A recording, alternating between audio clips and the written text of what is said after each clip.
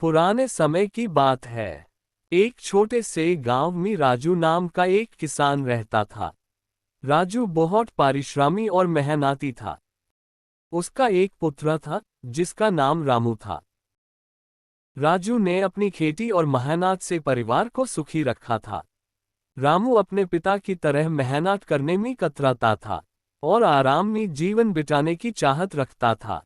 एक दिन राजू ने महसूस किया कि वो बूढ़ा हो रहा है और अब खेती का सारा भार उठाने में सक्षम नहीं है।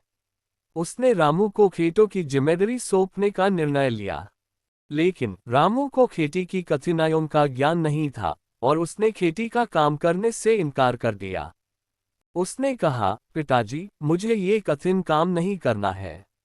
ये मेरे बस की बात नहीं है। राजू ने सोचा उससे अपने बेटे को एक महत्वपूर्ण सीख देने की जरूरत है।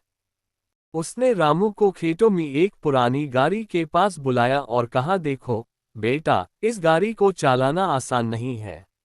इसके पहिए पुराने हो गए हैं और ये चलने में कठिनाई पैदा करती है। अगर हम इससे चलाना चाहें तो हमें इससे ठीक करना होगा। राजू ने रामू से कहा, तुम इस गाड़ी के पहियों को ठीक कर दो और फिर इससे चलाने की कोशिश करो।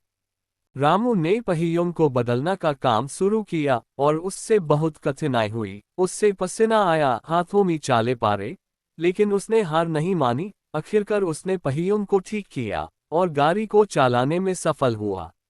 राजू ने कहा, देखो बेटा, ये गाड़ी हमारी खेती की तरह है।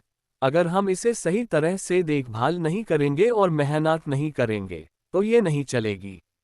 लेकिन जब तुमने प्रयास किया और मेहनत की तो तुमने इसे चलाने में सफलता पाई। रामू ने अपने पिता को समझा और खेती के काम को गंभीरता से लिया। उसने मेहनत शुरू की और धीरे धीरे खेती में सफलता प्राप्त की। वो अपने पिता के नक्शे कदम पे चलने लगा और उसकी मेहनत ने उसके जीवन को बदल दिया। मॉरल है, मेहनत और परिश्रम के बिना जीवन में कोई भी लक्ष्य प्राप्त नहीं किया जा सकता। अगर अच्छे लगे तो सब्सक्राइब और लाइक कीजिए।